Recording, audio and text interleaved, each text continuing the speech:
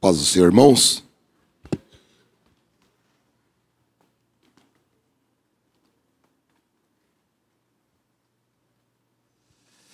Nós estamos, irmãos, nesta manhã, diante de um ensino profundo da palavra de Deus, que é o sexto mandamento: não matarás. A nossa introdução diz assim: o sexto mandamento manifesta o propósito de Deus pela proteção da vida. Sua vontade é que os seres humanos façam o mesmo. O tema é muito abrangente e também muito complexo, razão pela qual deve ser estudado com diligência. Isso exige, meus amados irmãos, a combinação de dois fatores.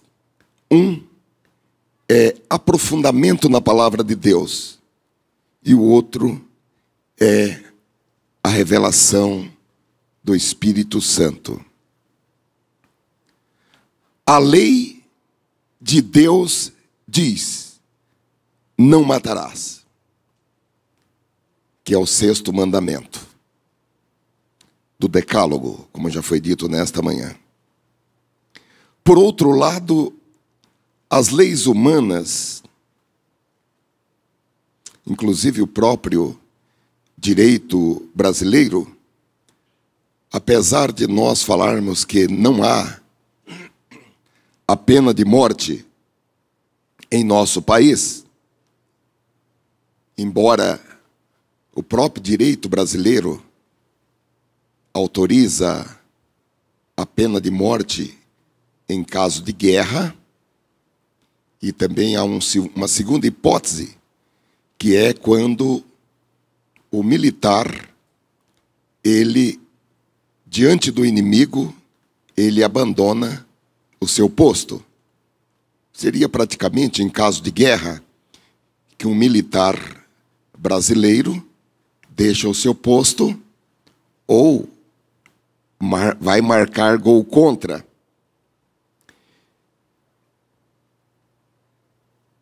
Porém, de uma maneira geral, o direito, o Código Penal brasileiro, ele não proíbe matar. Ele prevê algumas situações, inclusive, fora essas duas que eu mencionei, em que tirar a vida de alguém não é crime. A lei de Deus é que diz: não matarás. As leis humanas, elas definem as hipóteses em que matar é crime. E o que é matar? O Código Penal brasileiro, no seu artigo 121, ele diz apenas o seguinte: homicídio, matar alguém. Porque no direito brasileiro não há crime sem que ele seja previamente definido por uma lei anterior. Matar alguém, pena de 6 a 20 anos de reclusão. Mas, de acordo com o mesmo Código Penal, não há crime quando a pessoa que praticou aquele ato, ele o faz em estado de necessidade. Por exemplo, duas pessoas estão se afogando e só tem uma tábua ou uma boia, e um toma a boia do outro. Literalmente, ele estaria matando o outro.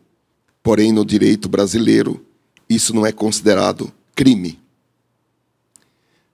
Também não é considerado crime no caso de legítima defesa. Se nós tivermos aí, eu vou pedir para vocês colocarem se tiver condições, evidentemente. No caso de legítima defesa, que todos nós sabemos o que é.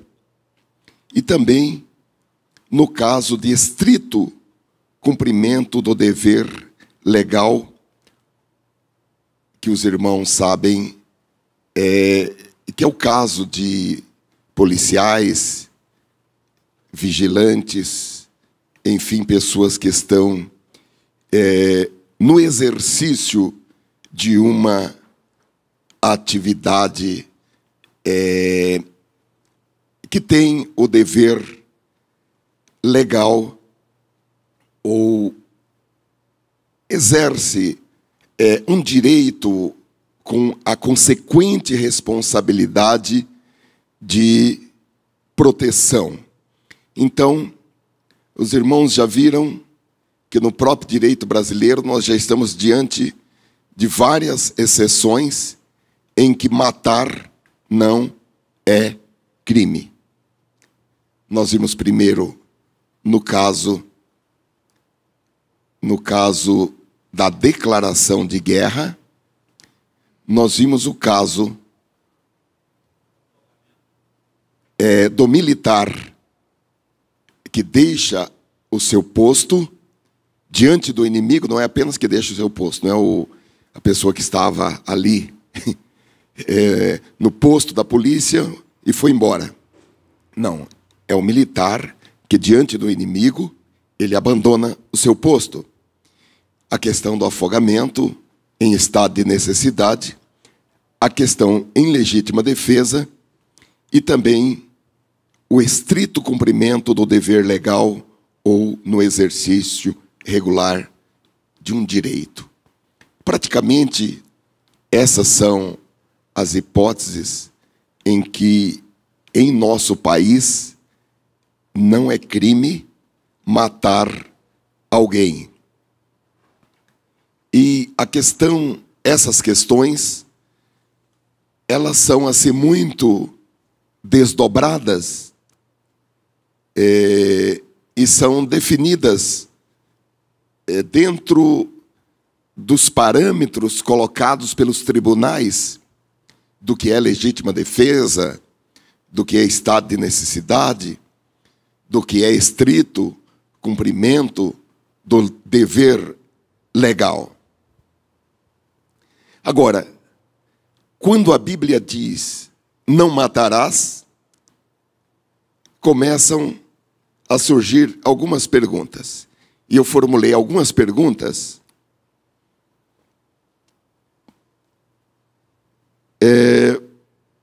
que são as seguintes.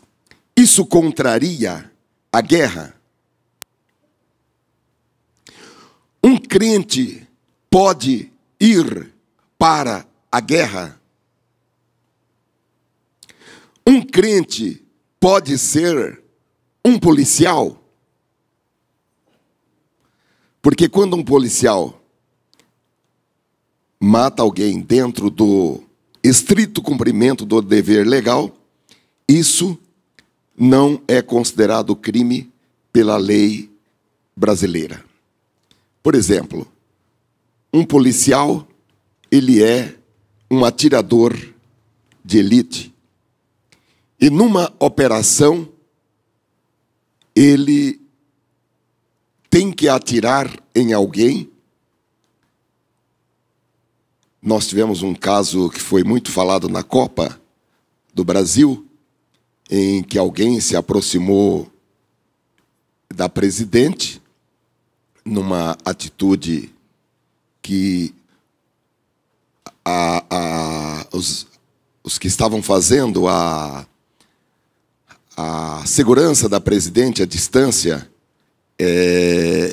identificaram que não era uma pessoa autorizada a estar naquele ambiente e, por pouco, essa pessoa não foi alvejada por um atirador de elite que estava a postos para agir em um momento que fosse necessário. Os irmãos, acredito que muitos viram na época o noticiário a esse respeito. E era um militar que adentrou aquele lugar, mas ele não estava dentre aqueles credenciados para tal. Ou um sequestrador que tem alguém sob a mira de uma arma, e os irmãos sabem que nessas hipóteses muitos atiradores são colocados em posições estratégicas, esperando algum tipo de comando. Ou mesmo um policial que está frente a frente com bandidos e ele tem que matar pela própria defesa da vida ou da vida de outra pessoa. São temas que nós precisamos refletir, entender, pensar. São temas que nós precisamos enfrentar. Outro questionamento é se esse mandamento, não matarás, se ele contraria a pena capital, que é a pena de morte, quando as leis do país prevê pena de morte para alguns crimes. Atualmente o Brasil está enfrentando um problema diplomático com a Indonésia pela morte por fuzilamento de um brasileiro que foi preso no aeroporto de Jacarta. E ele ficou vários anos preso. Ele estava com uma quantidade de cocaína, transportando essa droga.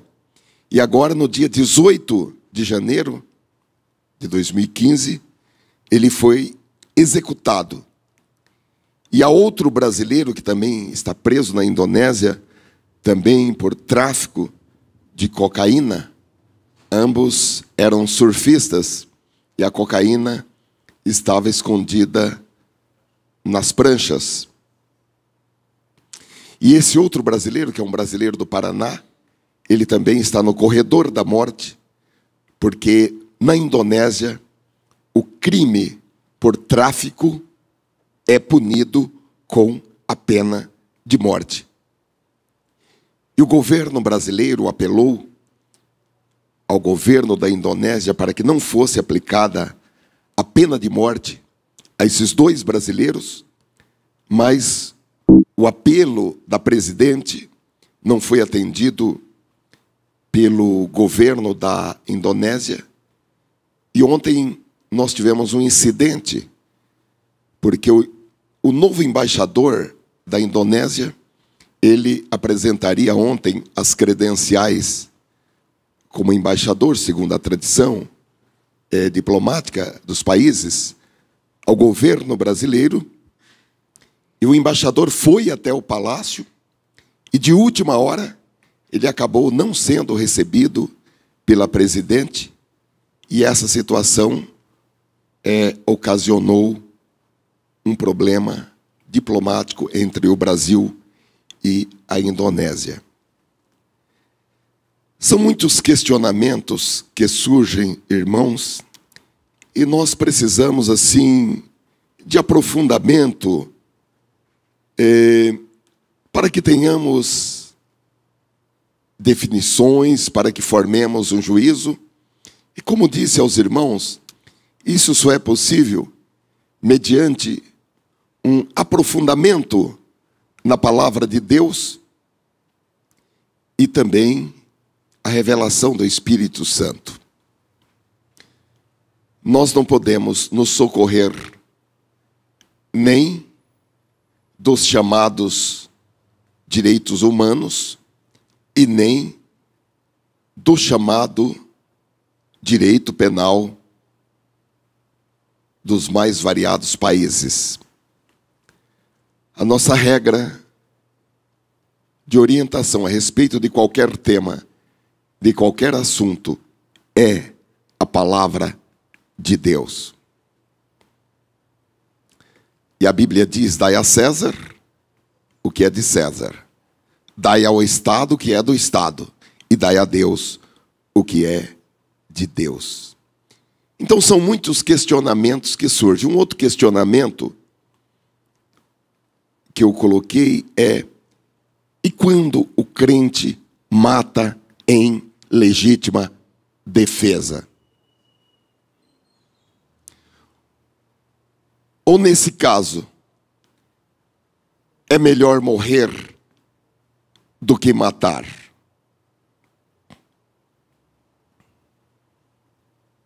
São questionamentos que nós temos que enfrentar, meus amados irmãos.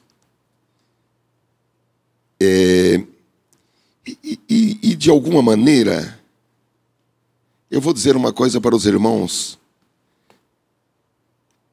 É muito fácil se enfrentar, teoricamente, determinados questionamentos e pensar textos na Bíblia para afirmar a nossa posição. Mas quando é você que está frente a frente com a situação, talvez a nossa definição, a nossa compreensão seja outra. Eu já estive pelo menos em 2 situações, e também em uma terceira, em que se eu tivesse uma arma, naquele momento, eu teria atirado na pessoa. Eu não o fiz, primeiro porque não tinha uma arma, e segundo, porque eu não tinha destreza para tirar a arma dessa pessoa. Não foi por temor de Deus, é porque eu não consegui. Eu fiquei durante mais de 2 horas sob a mira de uma arma de fogo. 2 horas que pareciam a vida inteira. E eu não sabia se aquela pessoa ia puxar aquele gatilho ou não. Como disse aos irmãos, é muito simples nós desenvolvermos uma teoria, mas quando alguém está estrangulando a sua mãe, ou quando alguém está estrangulando o seu filho, vamos pôr os pontos nos is, irmãos. Muita coisa nós teorizamos e vamos pelo caminho da hipocrisia, quando na realidade, no fundo da nossa alma, nós teríamos um outro comportamento. Eu acho que se é uma coisa que a gente tem que deixar, é esse caminho da hipocrisia e ir para a realidade. Então, meus amados irmãos, são temas difíceis, e eu vou dizer para os irmãos, no estudo do domingo passado, que nós fizemos sobre a guarda do sábado, nós achamos que era um estudo muito difícil, um estudo muito complexo, e foi muito discutido no nosso site. No outro?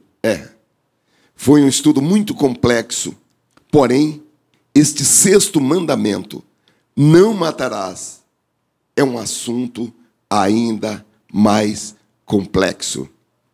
E mesmo o nosso comentarista, com todo o respeito, ele não se aprofundou no desenvolvimento desse estudo da maneira que se exigia no presente momento que tivesse esse aprofundamento. Aqui, no primeiro ponto da abrangência, o nosso comentário diz o seguinte: este é o primeiro mandamento que consiste em uma proibição absoluta, sem concessão, expressa de maneira simples com 2 palavras: não matarás. Ponto final. Deixa um pouquinho, por favor. Eu riscaria, meus amados irmãos, do comentário, 2 expressões. A primeira, a expressão absoluta. Proibição absoluta. E riscaria também sem concessão. Porque o próprio texto que nós acabamos de ler, tem concessão. Ele, no capítulo de Números, capítulo 35, do versículo 16 em diante, que foi o texto que nós lemos na nossa escola bíblica dominical, ele apresenta várias exceções em que a pena de morte seria aplicada naquelas hipóteses aqui do capítulo 35 de Números e em outras também. Então, quando nós analisamos este mandamento com as escrituras do Antigo Testamento, nós observamos que há uma série de implicações que têm sido mal empregadas, mal interpretadas e, consequentemente, mal aplicadas, porque tem que ser feita uma distinção entre a ira santa de Deus, que exige a punição dos crimes praticados. E para isso nós temos que voltar no tempo, como nós o fizemos naquele estudo do sábado, a respeito do sábado, em que estudamos as dispensações. Quando nós olhamos para o Antigo Mandamento, o Antigo Testamento, onde esse mandamento está registrado, nós temos que fazer essa viagem de volta no tempo. E nós temos que interpretar esse mandamento acompanhado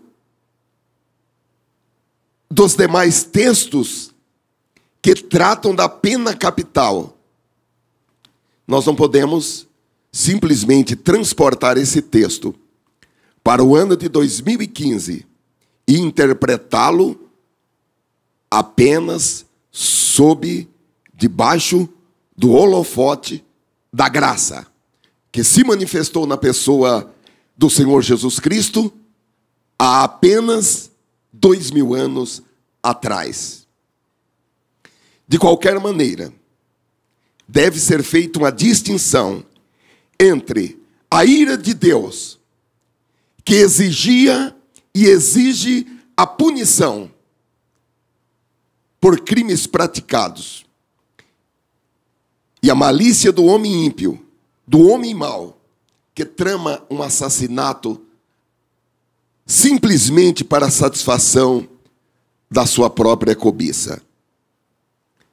A respeito desses textos antigos, nós vamos encontrar a pena capital, já em Gênesis capítulo 9, versículo 6, quando Deus disse: se alguém derramar o sangue do homem, pelo homem se derramará o seu, porque Deus fez o homem segundo a sua imagem. Aqui, meus amados irmãos, em Gênesis capítulo 9, versículo 6, a pena capital, ela não somente era permitida, ela era exigida pela lei de Deus, como um princípio geral de justiça, e a consideração, a justificativa era porque Deus fez o homem segundo a sua imagem. Não era, aqui nesse texto de Gênesis capítulo 9, versículo 6, como uma espécie de vingança, não era como uma espécie de retaliação. Aqui em Gênesis capítulo 9, versículo 6, quando Deus disse: se alguém derramar o sangue do homem, pelo homem se derramará o seu. A pena de morte era aplicada como uma aplicação de justiça e de temor a Deus, que fez o homem segundo a sua imagem. Igualmente, em Levítico capítulo 24 e versículo 17, onde está escrito: quem matar alguém será morto. Também podemos ler em Êxodo capítulo 21, versículo 12, que diz: quem ferir a outro, de modo que este morra, também será morto. Também em Êxodo capítulo 21, do versículo 14 ao versículo 16, que diz: se alguém vier maliciosamente contra o próximo, matando-o à traição, tirá-lo-ás até mesmo do meu altar, para que morra. Quem ferir seu pai ou sua mãe será morto. Aqui nem precisaria ter a morte do pai ou da mãe. Aqui o texto diz: quem ferir seu pai ou sua mãe será morto. O que raptar alguém e o vender, ou for achado na sua mão, será morto. Também aqui, a pena capital, pela lei de Deus, ela era aplicada, mesmo sem a morte de alguém. Então, irmãos, esse texto tem uma conotação muito ampla e envolve não somente o homicídio, mas envolve, como os irmãos viram, o ferimento do pai, o ferimento da mãe, o caso de rapto, que é o caso de sequestro, e também o caso que no nosso direito é chamado de cárcere privado, que é manter alguém à condição de escravo. Se diz a condição análoga à de escravo. E a legislação mosaica, não somente nesses textos que nós lemos aqui, mas em vários outros textos ao longo dos livros de Moisés, os 5 livros chamados Pentateuco, tem várias outras hipóteses. Então, quando se fala não matarás, isso tem uma abrangência muito grande, porque a leitura tem que ser feita uma leitura conjunta. E aqui está se falando na violência, como os irmãos viram, no sequestro, no assassinato premeditado, no assassinato não premeditado, que no nosso direito é chamado de crime doloso. E também, meus amados irmãos, existem outros temas como a guerra, a pena capital, o suicídio, o aborto e a eutanásia, que são temas pertinentes ao 6º mandamento.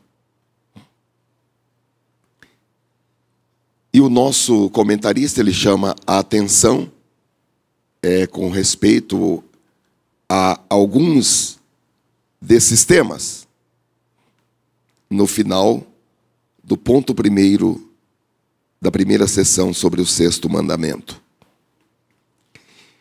E com a eutanásia, irmãos, existem 2 expressões paralelas que eu gostaria de chamar a atenção dos irmãos, porque são temas que nós precisamos ter uma opinião a respeito. São temas que nós precisamos conhecer, são temas relacionados com esse mandamento não matarás, e são temas que nós precisamos ter uma opinião formada a respeito.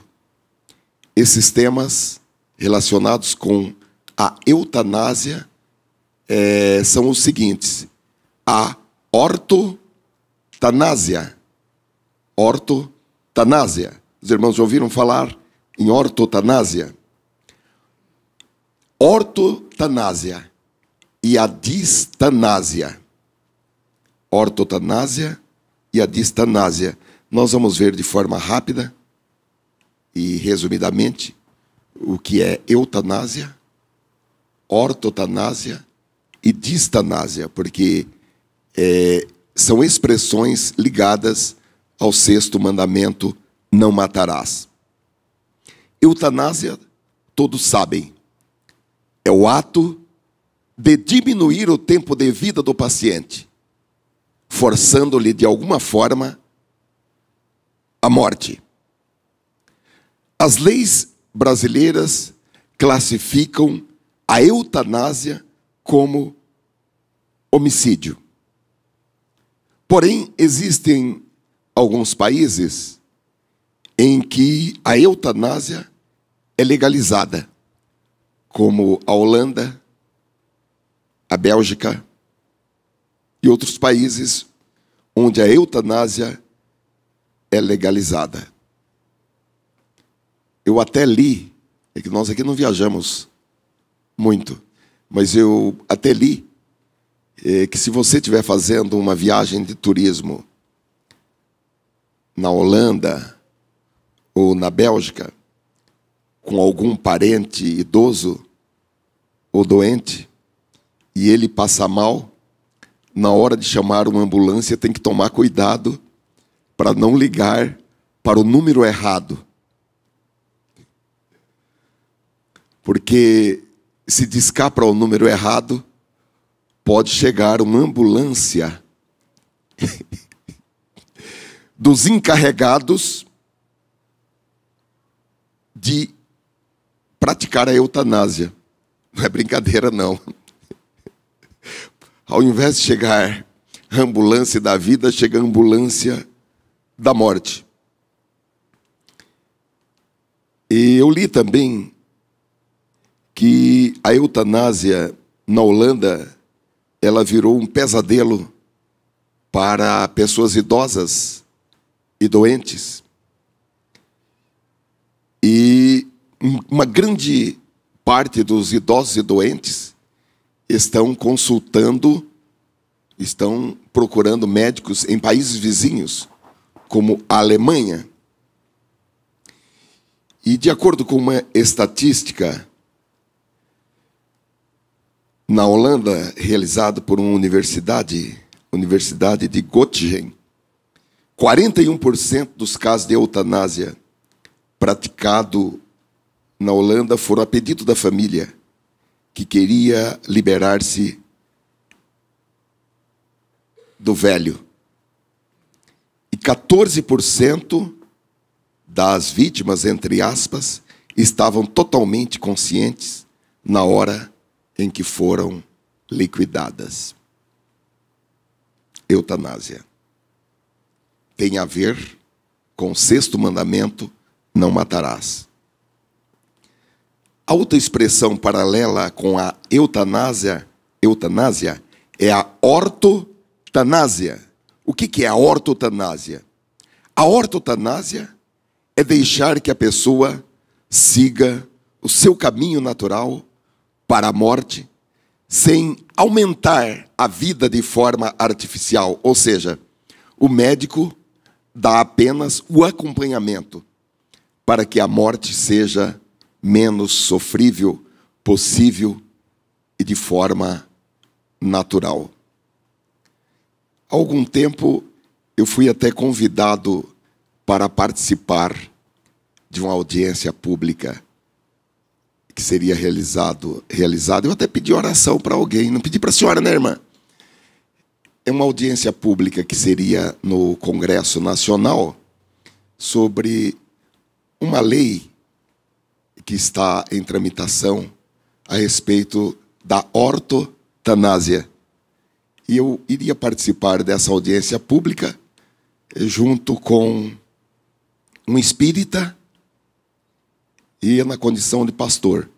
Ia participar junto com um padre e um espírita, em que apresentaríamos os pontos de entendimento da minha parte, de acordo com a Bíblia, e da parte desses outros, de acordo com a teologia católica e também os estudos espíritas a respeito da ortotanásia, que, embora, meus amados irmãos, não esteja regulamentada no direito brasileiro, não existe uma lei, mas o próprio Código de Ética Médica autoriza a ortotanásia, evidentemente, como não poderia deixar de ser, e o próprio Código de Ética Médico recomenda aos profissionais, aos médicos e outros profissionais, que evitem exames e tratamentos desnecessários em pacientes que estão em estado terminal. Então, ao invés de ações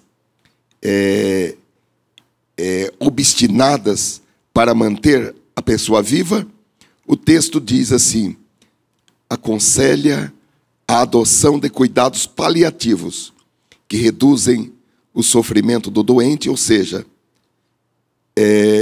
está tomando partido pela ortotanásia.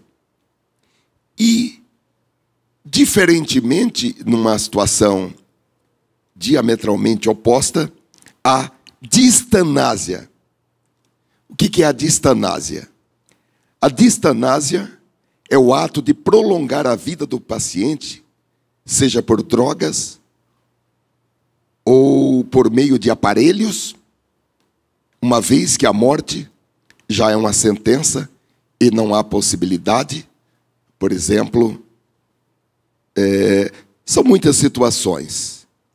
E, por incrível que pareça, irmãos, segundo alguns estudos, no Brasil tem acontecido a prática da distanásia, seja por parte de médicos inescrupulosos e ímpios, seja pela parte de clínicas também absolutamente inescrupulosas, que visam manter o paciente vivo para continuar cobrando, já que, se a pessoa está internada, ela é uma receita para a clínica, o hospital, e se a pessoa morre, o lucro é apenas da funerária e do cemitério. É uma realidade triste, mas é uma realidade. E, segundo estudos, essa prática ela tem sido mais comum do que nós podemos imaginar. E, quando alguém tem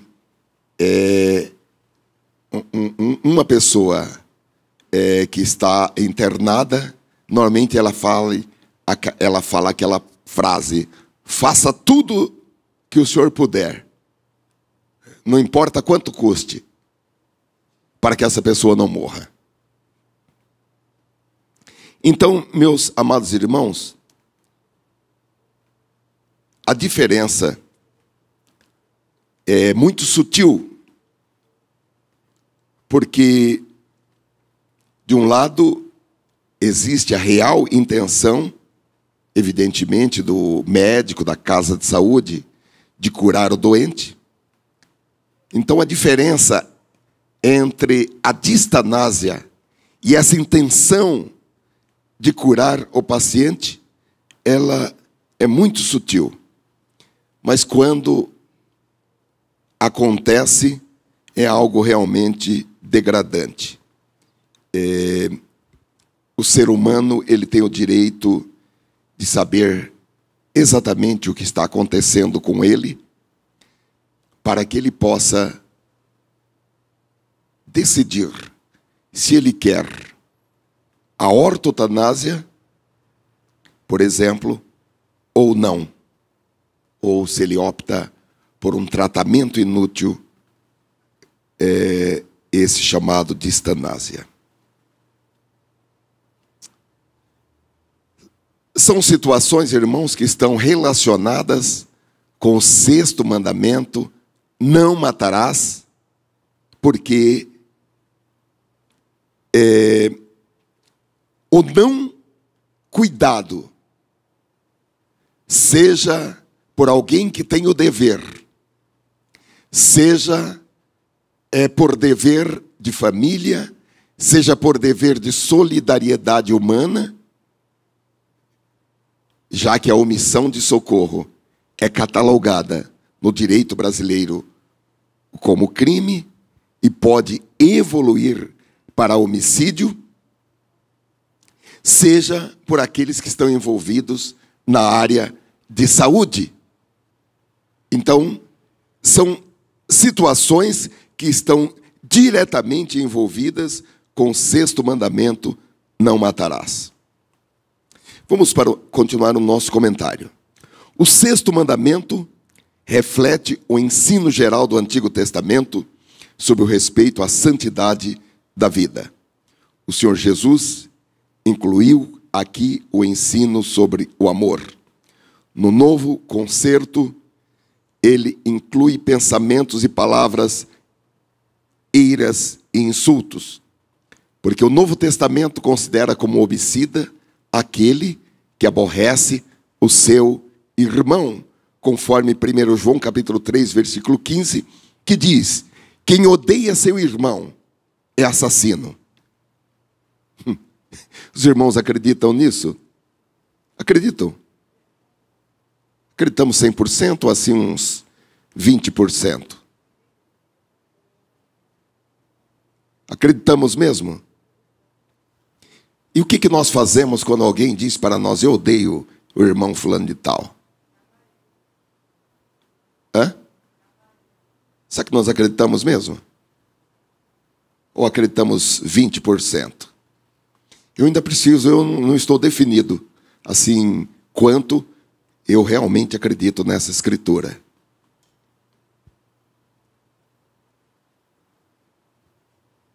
Eu particularmente, sei se vocês já chegaram, porque acreditar é praticar. Eu acredito de boca, de discurso, mas no dia a dia eu não pratico. Porque tanto aquele que odeia, como aquele que consente com o que odeia, estão ali na mesma faixa. Então é melhor hoje, já que hoje nós estamos sendo transparentes, é melhor a gente ser transparente, hein?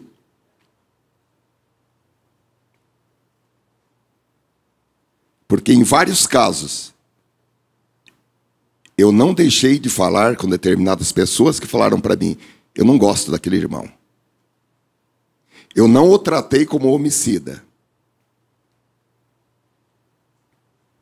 Eu até falei, não deve, tarará, tarará, mas não dei o tratamento de homicida para essa pessoa. Quando a Bíblia diz: quem odeia seu irmão. Agora nós já saímos do Antigo Testamento. Agora nós já estamos no Novo Testamento. Quem odeia seu irmão é assassino, e vocês sabem que nenhum assassino tem vida eterna em si mesmo. Pastor, por favor. Sobre a questão de odiar. A ideia do odiar é uma ideia assim de querer mal, de tanto quanto eu puder, estiver nas minhas mãos, eu vou fazer mal para aquela pessoa.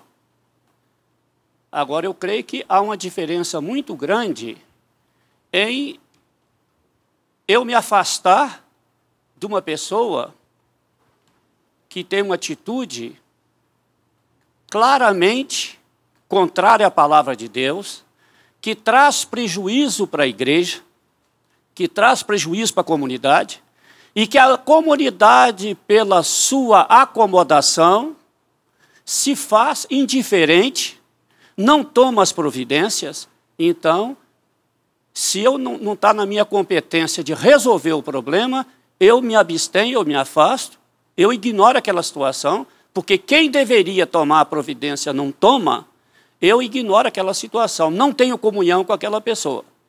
Para esses, a Bíblia diz, não coma com ele, Isso. não o receba na sua casa e nem o cumprimente. E sobre o que você terminou de falar aí, eu diria o seguinte, que não só o odiar, mas quando eu calunio alguém, eu estou matando. A calúnia é uma forma de matar. Uma brincadeira muito de mau gosto, uma brincadeira que ofende uma pessoa lá dentro da moral dela, do íntimo dela. Eu posso, com uma brincadeira, eu posso matar uma pessoa. Uma brincadeira muito de mau gosto, que fere profundamente aquela pessoa. Dali para frente, com aquela brincadeira, aquela pessoa poderá estar morta. Enquanto Deus não ressuscitá-la, ela poderá estar morta. E quem matou foi aquela pessoa. Porque o mandamento, Deus tem direito de matar. Deus diz, não matarás. Agora, ele pode matar. Porque ele é o autor da vida. Ele deu a vida, ele pode tirar. E, debaixo de algumas condições que ele autorize, quem matar não está cometendo crime, porque Deus mandou matar. Por exemplo, não só o caso do pai que matava, o filho que matava o pai, ou que batia no pai, ou que desonrava o pai, tem uma passagem que diz, o meu filho é rebelde, é costumaz, beberrão, ele é trazido perante a comunidade e ele era apedrejado. Então, Deus é o autor da vida, ele tem direito de dizer sim ou não, mata ou não mata. Agora, quando a nossa presidente quer entrar lá em Jacarta para querer determinar o que a autoridade de lá vai fazer, ela está errada. Ela tem direito de muito mal mandar aqui dentro do Brasil, que não manda também. Muito mal mandar no Brasil, que ela não manda também. O partido dela não manda no Brasil, porque existem as alianças. Agora, quando Deus diz pode matar, pode matar. Finéias exterminou, fez um extermínio, uma devassa. Moisés perguntou, quem está do meu lado? E Finéias executou os seus próprios irmãos. E ele ganhou um prêmio por causa disso. Agora, nós estamos falando de velha aliança. Nós estamos na nova aliança, em que algumas coisas foram modificadas. O Velho Testamento diz aqui, em Levítico fala assim, amarás o teu próximo como a ti mesmo. Se eu amo o meu próximo como a mim mesmo, eu não quero a morte dele. Agora, quando houve aquela questão que você falou que ficou na mira do revólver 2 horas, eu fiquei 30 segundos, meu Jesus, 30 segundos me bastaram, eu gostaria que fosse 25, 20, 10, 0 segundos, porque o troço é terrível demais, uma metralhadora em cima do seu peito é muito difícil, 30 segundos só, não fiquei 2 horas não. Agora, o problema é, muitas vezes, a intencionalidade, porque você usou o termo assim de... muitas vezes nós somos hipócritas, e às vezes somos hipócritas. Mas eu creio, por exemplo, que no caso de Pedro, quando disse, Jesus, eu não te negarei, ele não estava sendo hipócrita. Pedro estava ignorando o que ele era muito mais fraco do que ele pensava. Ele era muito menos do que ele pensava. Ele se achou o Todo-Poderoso, que mesmo que todos te neguem, ele disse, eu não te negarei. E negou. Então, Pedro, ele se desconhecia. Então, essas reações, no momento extremo, na frente do revólver, e que o sujeito mata, é porque é a reação que é pego de surpresa. A surpresa é uma coisa muito delicada e que nem todos agem da mesma maneira. Agora, Deus pode matar. Agora, nós, a princípio, nós não podemos matar. Agora, Deus que nos livre de uma situação em que a gente precise lançar a mão de tirar a vida de alguém, Deus nos livre de uma situação em que nós falemos de alguém o que ela não deve e matemos essa pessoa, que nós façamos uma brincadeira que destrói uma vida, destrói uma família. Que Deus nos livre disso. Amém. Bem, irmãos, continuando o nosso comentário, o objetivo deste mandamento é religioso e social, com o propósito de proteger a vida e trazer a paz entre os seres humanos. Em Mateus 5,44, Jesus disse: amem os seus inimigos e orem por aqueles que vos perseguem. Em Romanos capítulo 12, versículo 17 e 18, a palavra diz: não retribuam a ninguém mal por mal. Procurem fazer o que é correto aos olhos de todos. Façam todo o possível para viver em paz com todos. Exatamente. Contexto: não matarás já era um mandamento antigo, mas agora é introduzido de uma nova forma. O respeito à vida era conhecido na antiguidade pelos mesopotâmios, egípcios e gregos, entre outros.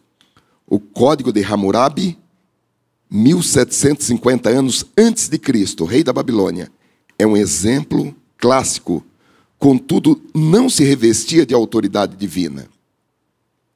Essa é a primeira distinção entre os códigos antigos e a revelação do Sinai.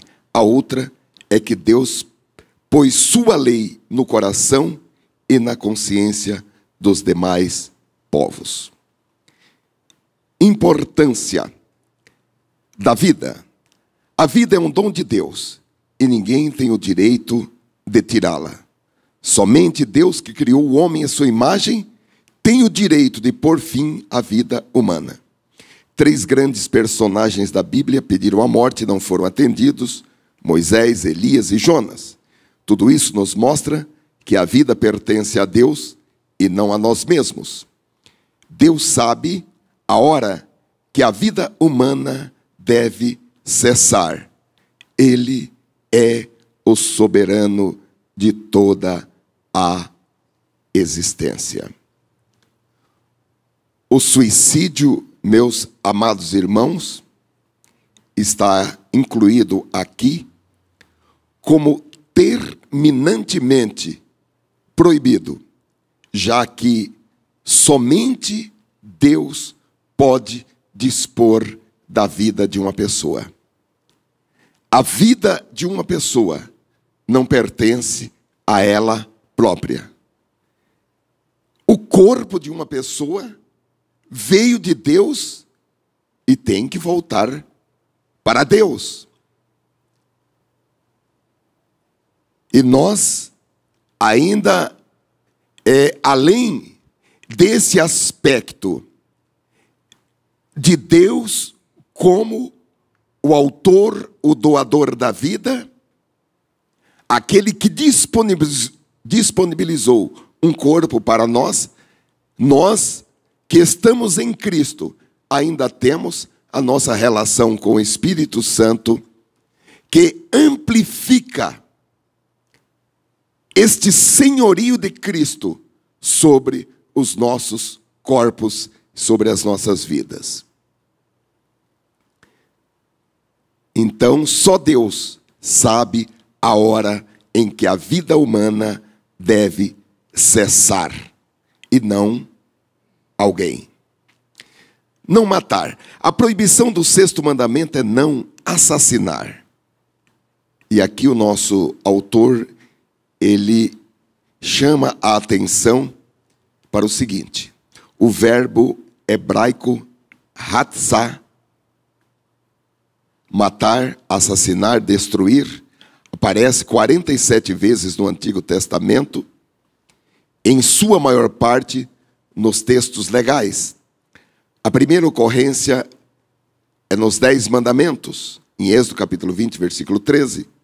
A tradução mais precisa das palavras lo e tircha sa seria: não assassinarás ou não cometerás assassinato, pois não matarás é uma expressão genérica. O dispositivo mosaico proíbe o homicídio premeditado, o assassinato violento de um inimigo pessoal. o termo refere-se também ao homicídio culposo, aquele em que não há a intenção de matar. Como nós vimos aqui, irmãos, quando Deus disse, não matarás, o sentido da palavra matar é o de um assassinato premeditado ou de um homicídio culposo. Digamos que a pessoa não queria, mas por um acidente, ela acabou assassinando alguém. Então, o nosso comentarista está dizendo aqui que a tradução mais correta do hebraico neste mandamento seria: não cometerás assassinato. Ou seja, não é lícito a pessoa matar nem a si mesma e nem a outra pessoa por motivos injustos, fúteis ou vãos. Então, indiretamente, o mandamento não matarás significa que nós devemos empreender todos os nossos esforços de forma lícita para preservar a vida de outras pessoas e a nossa própria vida. Vamos para a etimologia e com um aprofundamento maior. São raros os termos correspondentes ao verbo hatsash nas línguas cognatas. Só no norte da Arábia foi encontrado o verbo hadaha, quebrar em pedaços, estilhar. O termo hatsash não é usado na guerra, nem na administração da justiça, e não aparece no contexto judicial e militar. Parece haver uma única ocorrência em que ele é aplicado a pena de morte, mas estudos mostram que, originariamente, a ideia do verbo era de vingança de sangue. Essa explicação que o nosso comentarista nos dá é uma explicação assim muito importante, irmãos, para que nós possamos ter a nossa convicção pessoal a respeito desse tema de conformidade com o que Deus disse. Em Números capítulo 35, versículo 30 a 31, que esse texto é indicado, diz o seguinte: quem matar uma pessoa terá que ser executado como assassino mediante o depoimento de testemunhas. Mas ninguém será executado mediante o depoimento de apenas uma testemunha. Não aceite resgate pela vida de um assassino. Ele merece morrer. Certamente terá que ser executado. O nosso comentarista, ele não desce a pormenores, mas a sua explicação nos dá a entender que tanto em guerra, como também na administração da justiça, a proibição do 6º mandamento, não matarás, ela não estava incluída. Porque haviam situações em que a pena de morte era determinada pelo próprio Deus. Vamos para a parte terceira, chamado procedimento jurídico. Significado do homicídio. O homicídio é o maior crime que um ser humano pode cometer. A proibição do assassinato, apesar de constar dos códigos de leis anteriores ao sistema mosaico, já havia sido estabelecido pelo próprio Criador desde o limiar da raça humana. É o texto de Gênesis capítulo 9, versículo 6, que diz: quem derramar o sangue do homem pelos homens, o seu sangue será derramado, porque Deus fez o homem conforme a sua imagem. Então, é contra Deus que o homicida está desferindo o seu golpe ao tirar a vida de alguém, pois a imagem é a representação de uma pessoa ou coisa. Aqui tem a divisão entre o homicídio doloso e o homicídio culposo. O Homicídio doloso. Aqui são dadas instruções específicas acerca do procedimento jurídico sobre o homicídio doloso. Se alguém ferir de morte o seu próximo com instrumento de ferro, versículo 16, com pedra à mão, versículo 17, ou ainda com instrumento de madeira, versículo 17, ou por qualquer outra forma, versículos 20 e 21, e a pessoa golpeada morrer, o autor da ação é considerado homicida.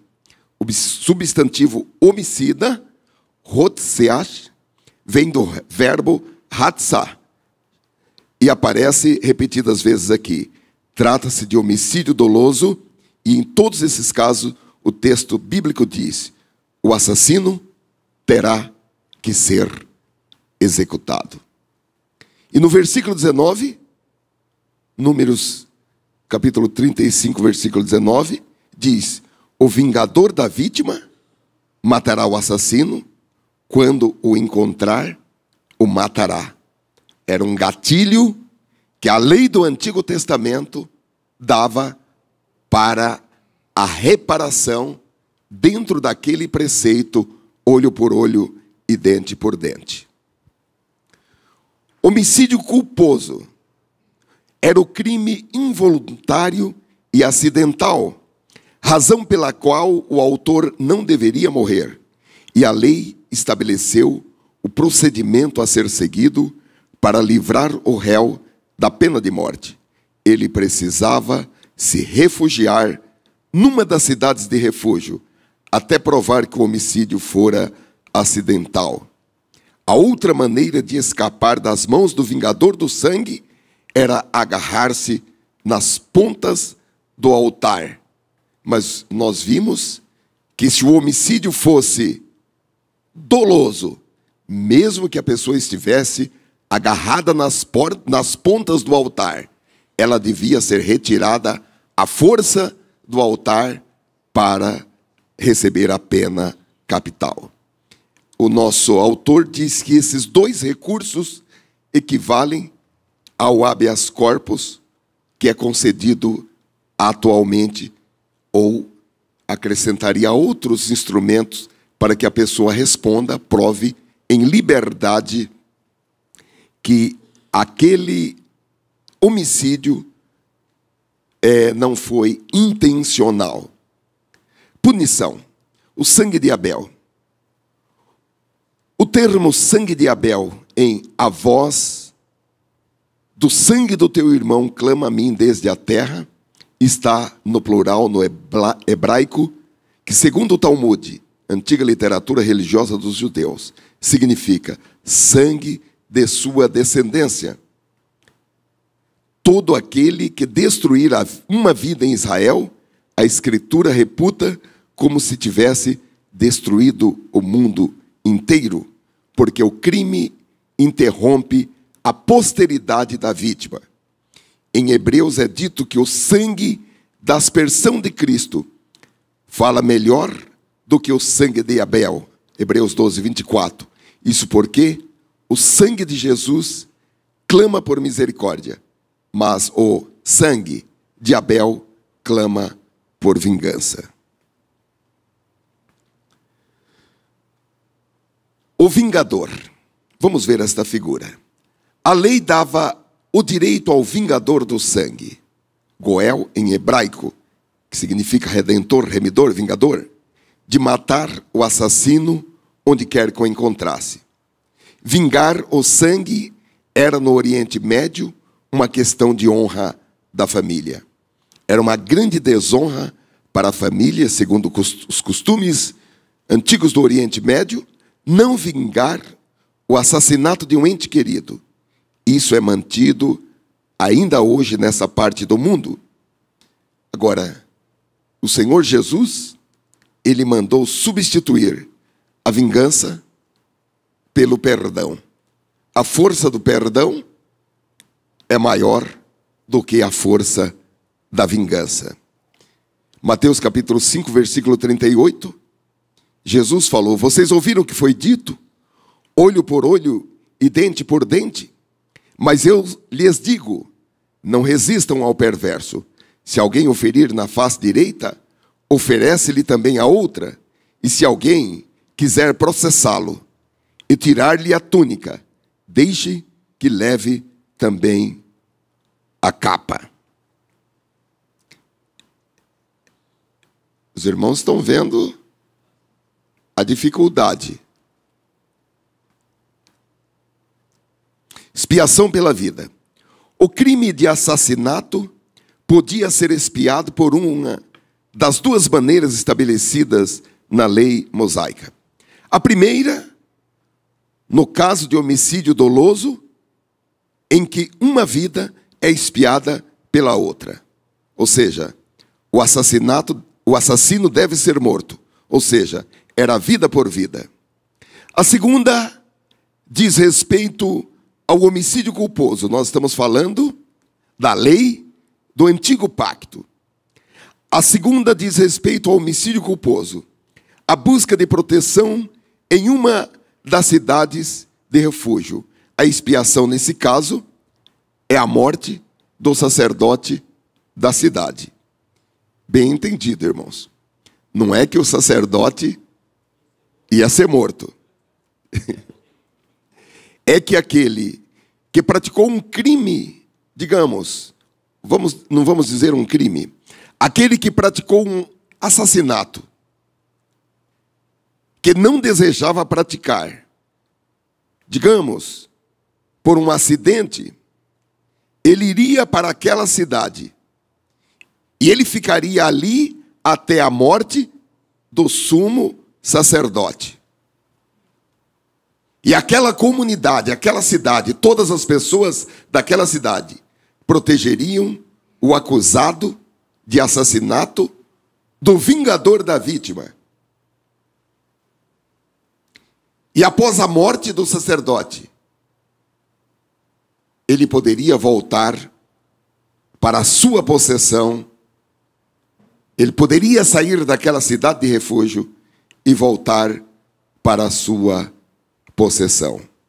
Porém, ele permaneceria ali até a morte do sumo sacerdote que fora ungido com óleo santo. E ele não podia ficar torcendo para o sacerdote morrer logo, porque se ele tivesse a intenção também, né, pastor Dionísio? Deus que conhece o coração, se ele ficasse, agora a minha pena é até o sacerdote morrer, tomara que ele morra amanhã, né, para eu sair depois de amanhã. Ele não podia fazer. Ele tinha que. A penalidade era aquela. Enquanto o sacerdote vivesse, era a pena dele. Não podia desejar a morte do sacerdote. Perfeito. Bom, irmãos, conclusão. Nos dias do Novo Testamento, temos claras, antes de nós entrarmos nesse texto, quando nós olhamos para o Novo Testamento, nós temos claras indicações que, na época de Paulo, a pena capital ainda era aplicada.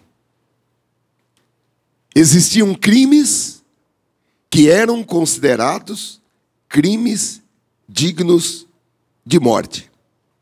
Há uma expressão de Paulo em Atos capítulo 25, versículo 11, onde o apóstolo diz o seguinte: caso, pois, tenha eu praticado algum mal ou crime digno de morte, estou pronto para morrer. Se, pelo contrário, não são verdadeiras as coisas de que me acusam, ninguém, para lhe ser agradável, pode entregar-me a eles. E ele diz, então, eu apelo para César. Também na carta aos Romanos, o apóstolo diz que o magistrado traz espada em Romanos, capítulo 13 e versículo 4, onde ele diz o seguinte: entretanto, se fizeres o mal, teme a Deus, porque não é sem motivo que ela, a lei, traz a espada, pois é ministro de Deus, vingador para castigar o que pratica o mal. E há ainda uma questão, que é a questão da legítima defesa. Quem deve morrer? O inocente ou o assassino?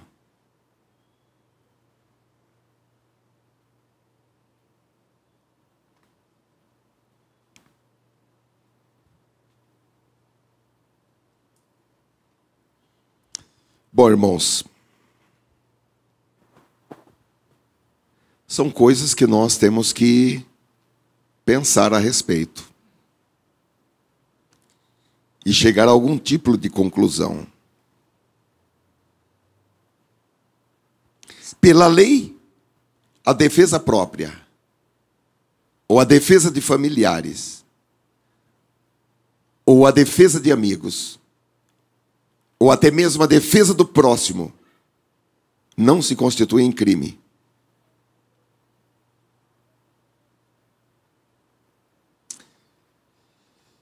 A leitura, irmãos, que eu faço desse mandamento, eu particularmente faço, é que ele considera inocente aquele que agiu em defesa da sua própria vida, ou em defesa da vida de sua família, de seus amigos, ou em defesa da vida do próximo. Então, da mesma maneira que nós lemos não matarás, nós temos que ler que esse mandamento nos obriga a realizar todos os esforços para conservar a nossa vida e também a vida dos nossos semelhantes. Porque o mandamento não matarás, ele é um mandamento plenário. Ele é um mandamento dirigido a todos, inclusive aquele que eventualmente pode estar com a arma apontando para alguém, para assassiná-lo. O mandamento também é dirigido para ele.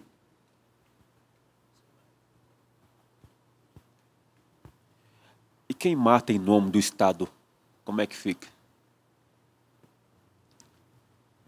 Essa foi uma situação que nós colocamos já no início da nossa escola dominical, porque existe a questão quem mata em nome do Estado, em tempo de guerra. Ou os próprios policiais também. Ou o policial para defesa própria, para defesa de alguém, ou como nós falamos, um atirador de elite, no cumprimento de uma ordem legal, de um dever legal. Olha, meus amados irmãos, segundo eu entendo particularmente, os policiais e os militares em serviço, que muitas vezes estão face a face com assassinos, com bandidos, com marginais da mais alta periculosidade e que são obrigados a matar em defesa própria ou na defesa de outras pessoas que estão sob ameaça. Eu entendo, nesses casos, particularmente, que esse mandamento considera essa pessoa inocente, porque ele agiu em defesa da própria vida ou da integridade, seja dele, seja de alguém próximo, ou apenas do seu semelhante, do seu próximo. Então, eu entendo que essas pessoas não podem ser condenadas por cumprirem a sua obrigação. E esse mandamento, segundo eu posso entender, não impede que um crente assuma uma profissão de policial ou de militar, portando armas e agindo de acordo com as suas obrigações de acordo com as suas atribuições, seja no caso de defesa própria, ou seja no caso do interesse público, do interesse de todos. Pois não, pastor? Diante disso, como é que fica aquilo que Pedro falou? Importa obedecer a Deus do que obedecer aos homens. Por exemplo, nosso país, numa atitude estúpida, entra numa guerra, aí eu vou para a guerra, eu sou crente, vou para a guerra, eu vou matar um inocente por causa da estupidez do meu país. Como nós falamos inicialmente, irmãos, sim, como nós falamos inicialmente, o nosso código é a palavra.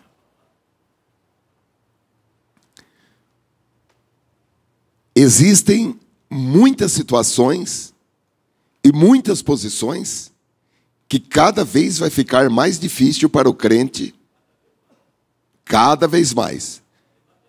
Vai ficar mais difícil para o crente exercer.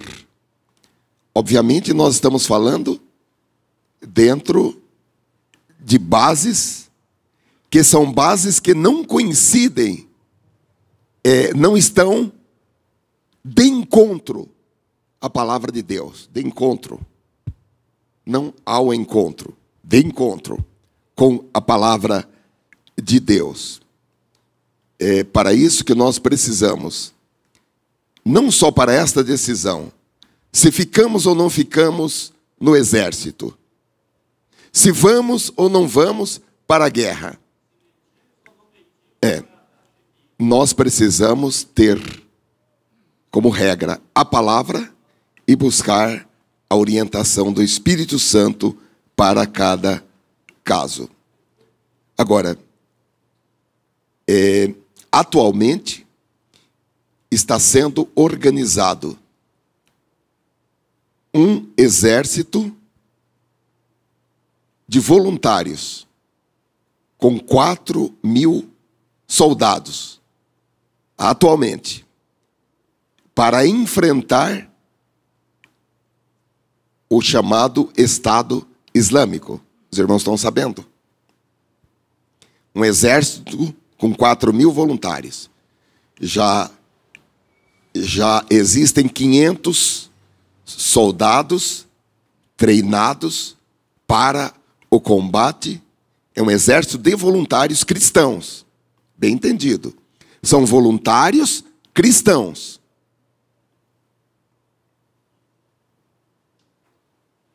A verdade, irmãos, é que se aqueles dias não forem abreviados, nenhuma carne se salvaria. Agora, de qualquer maneira, podemos entender que em tempo de guerra, por tudo que nós estudamos, os inimigos que estiverem em campo de guerra serão combatidos.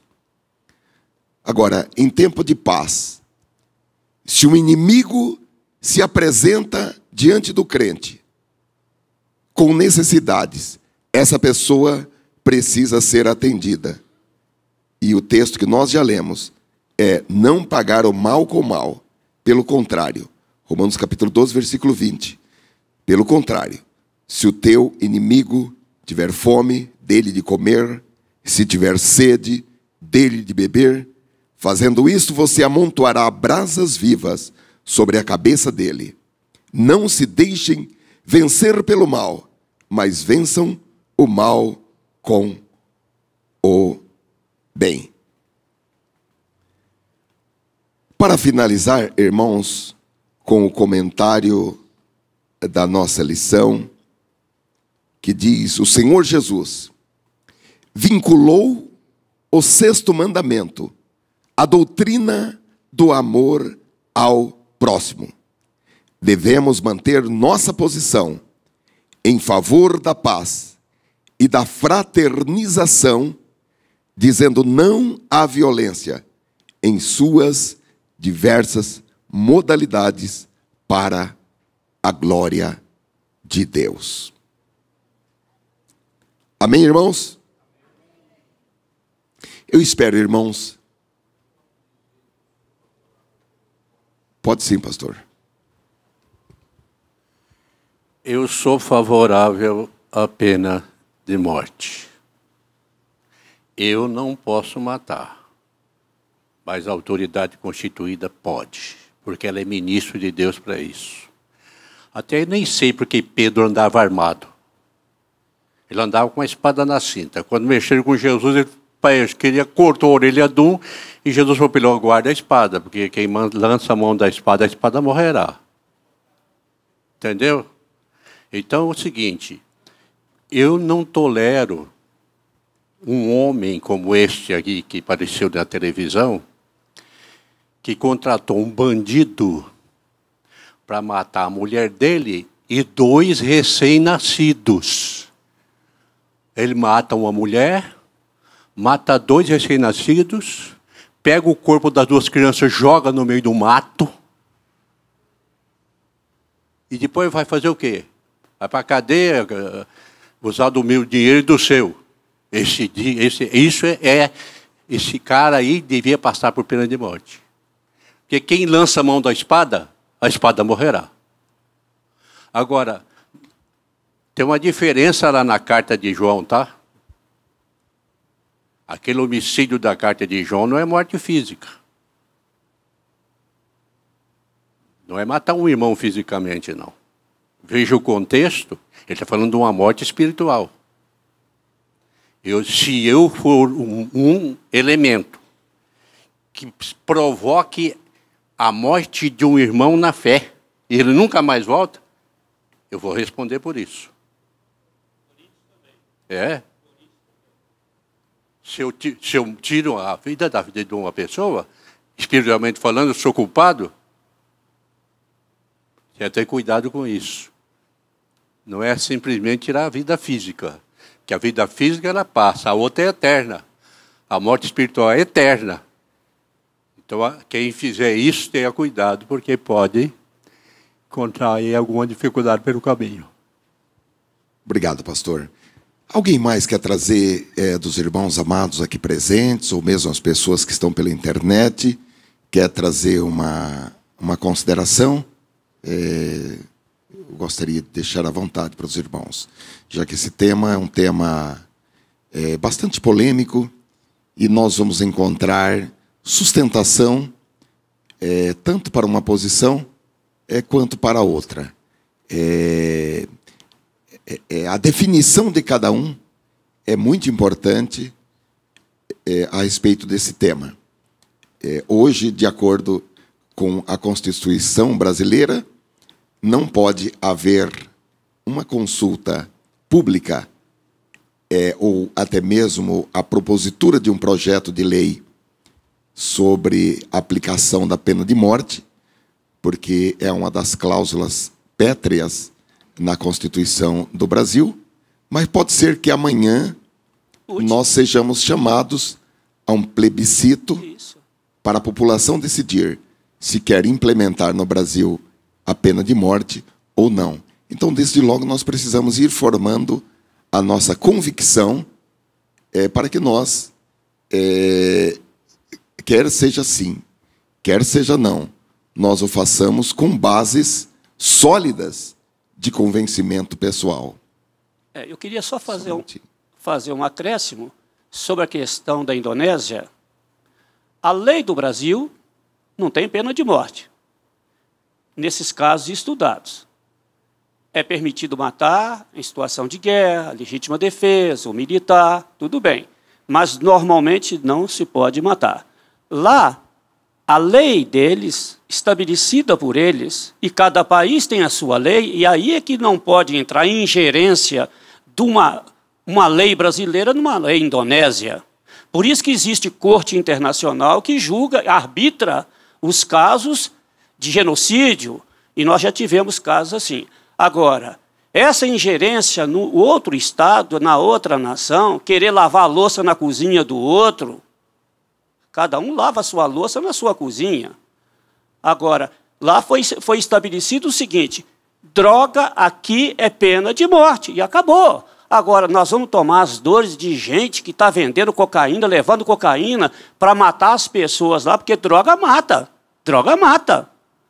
É uma maneira de matar, é pôr droga na cabeça do sujeito, no nariz do sujeito, na boca do sujeito. Ele mata com a droga, sob o efeito da droga. Então, se lá a lei é não droga, nós temos que respeitar a lei deles. Agora, se nós queremos deixar a coisa virar bagunça aqui, agora começou a maconha como remédio. Daqui um bocadinho a maconha não vai ser remédio mais. É problema nosso. Nós queremos que aqui vira bagunça, deixa os outros agir lá do jeito deles. Lá na Síria estão matando, lá na Ucrânia estão matando, e o negócio, tem muita gente morrendo. Agora, eu creio que cada país tem a sua lei, ele tem que julgar os seus problemas internos. Cada país julga o seu problema interno. Não é querer arbitrar na Constituição do outro. Irmã Áurea.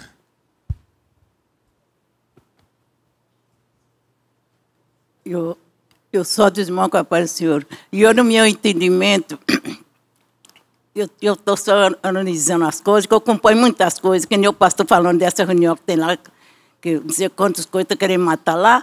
O negócio lá, porque eles falaram que todo mundo que for crente, se não juntar os 11 anos, ele vai matar todo crente, seja católica, seja qualquer gente. Se falar que em nome de Deus, vai matar um que quer juntar eles. Então, por isso que está a coisa. Então, que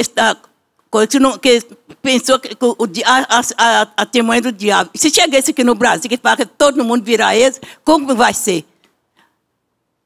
Que é isso que está fazendo. Qual é melhor? É eles reunir e matar eles, ou deixar eles querer matar todo mundo e ser igual a eles? É uma pergunta que a irmã Áurea está fazendo. E outra. Que nem aqui que não pode matar coisa, agora eu fico pensando, e esses crentes que sabem, deixam servir a Deus para me matar, porque eles conhecem a verdade, conhecem que não pode matar coisa. Aí eles viram bandido para me matar, porque eu não pode matar eles. Que nem aquele menino de 5 anos no colo da mãe. Tomou um tiro na cabeça, e quem matou ele era crente. Qual é o pai que vai assistir um bandido matou o filho dele inocente e ficar de boca aberta? O diabo está fazendo de tudo. Se o diabo chegar aqui, eu vou matar vocês tudo. Se você não fazer o que eu quero, vai ficar todo mundo de boca aberta para o diabo. Se fala, pode fazer o que você quiser. Sim. Olha aqui. Eu sustento, eu sou favorável à pena de morte. Ela não existe para a lei, mas eles matam todo dia. Então a morte está aí, só que ela está sendo realizada pelo bandido. Agora eu diria o seguinte, vamos dizer que o governo põe aí, olha, vamos fazer um plebiscito, né? E nós vamos votar. Aí, qual é a ideia de vocês? Eu vou dar uma ideia para vocês. Permitam que todos os ministros evangélicos, antes da pessoa morrer, você vai morrer, tá? Você está morto, então dá licença. Antes de você morrer, eu vou chegar em você e vou falar de Cristo. Você errou até hoje, inclui isso aí na lei. Se for um bandido até hoje, você matou. Você não quer receber Cristo como Salvador? Ele disse, eu não quero. Então morra e vai para o inferno. Agora, se você não, eu quero. Então tá bom, você aceita Jesus, morre fisicamente e vive espiritualmente. Amém. E bem entendido, irmãos, hoje, no direito brasileiro, na lei brasileira, não é possível um deputado apresentar um projeto de lei propondo um senador, ou mesmo a presidente, apresentar um projeto de lei propondo pena de morte, porque a Constituição do Brasil tem como cláusula pétrea a não imposição da pena de morte no Brasil. Para que isso mude, só com a convocação de uma nova Assembleia Geral Constituinte, que teria o que eles chamam de poder originário constitucional. O Congresso Nacional pode mudar a Constituição, mas tem algumas coisas que não podem ser mudadas por esse Congresso, só por uma Assembleia Nacional Constituinte convocada para esse fim. E esse tema é um dos temas que é tido na nossa Constituição como se chama cláusula pétrea. Há uma pergunta pela internet, o João Torres, ele está perguntando quanto ao crime de Moisés, ele seria digno de morte? João Torres,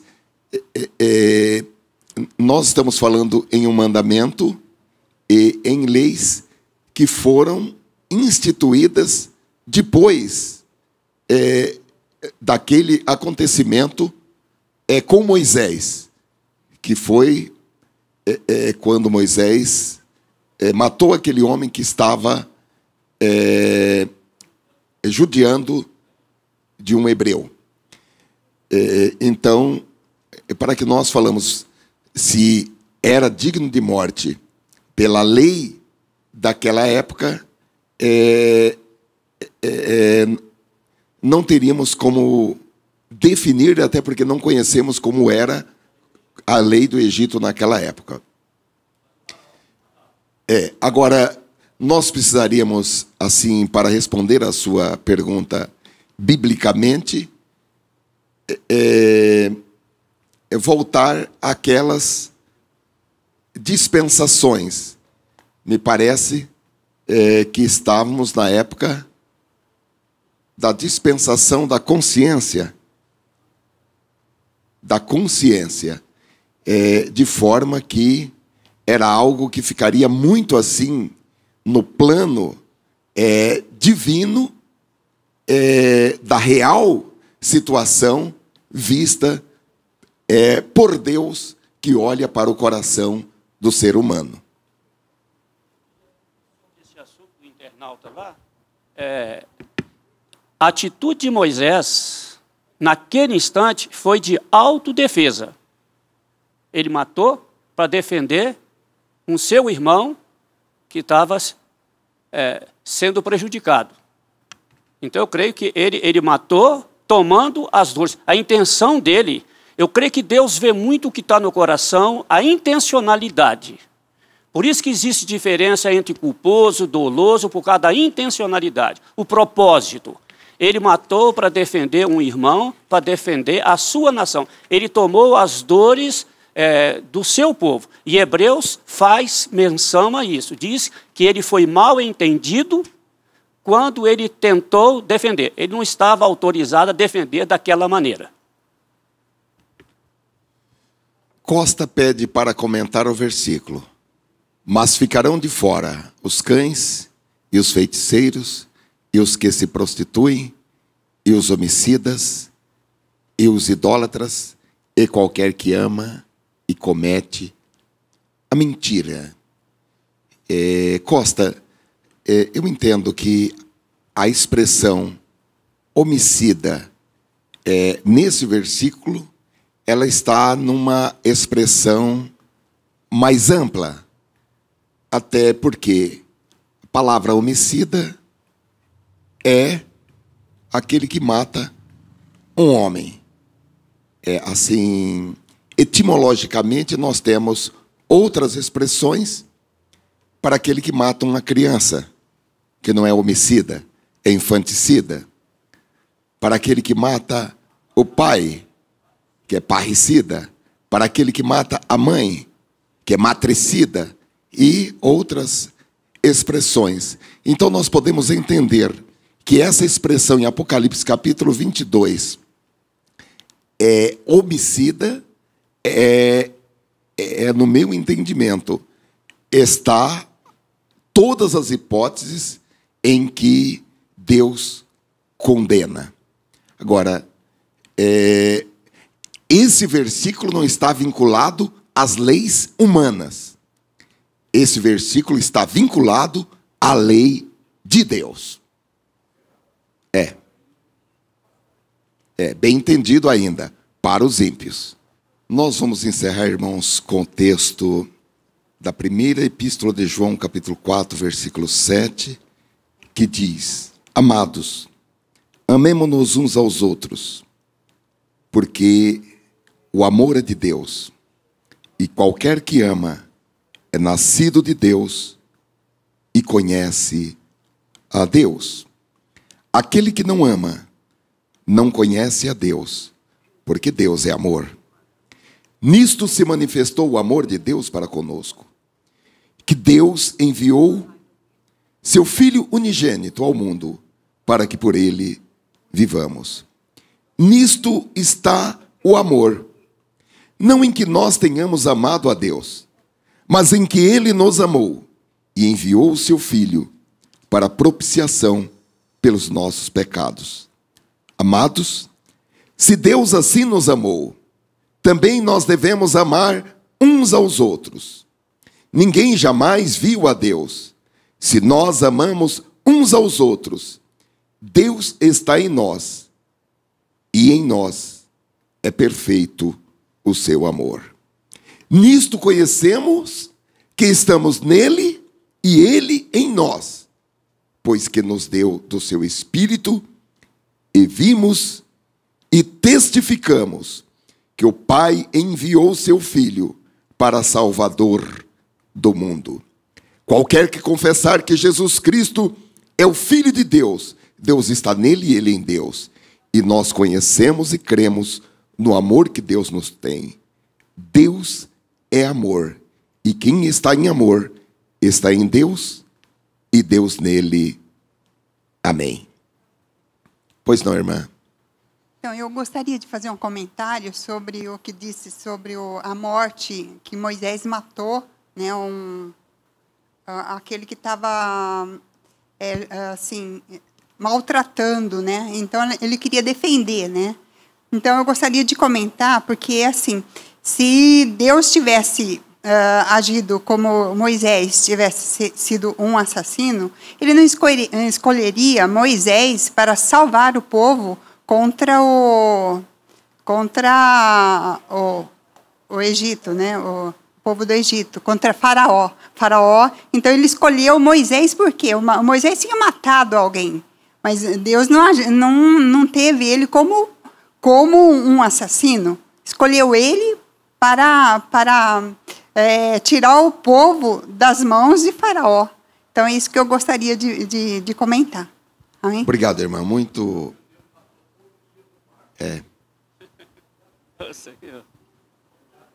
Exato. Amém. Amém. Fiquemos de pé, irmãos, e vamos orar por um momento. Eu gostaria de perguntar se há alguém entre nós que é visitante, este casal que está no último banco. Vocês são visitantes aqui? São de onde? Ah, você é de Santos.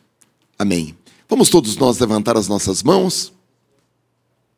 Pai, nós queremos te agradecer por esta manhã tão especial e tão maravilhosa, em que nós podemos olhar para a tua palavra e podemos contar com a ajuda do Espírito Santo para entender, Senhor, pontos tão difíceis, mas que pela tua graça, Senhor, pela tua misericórdia, nós saímos desta manhã aqui com um entendimento aperfeiçoado, concernente, Senhor, à tua palavra, e concernente, Senhor, ao tempo da graça, que foi estabelecido mediante o sacrifício pleno do Senhor Jesus Cristo pelos nossos pecados.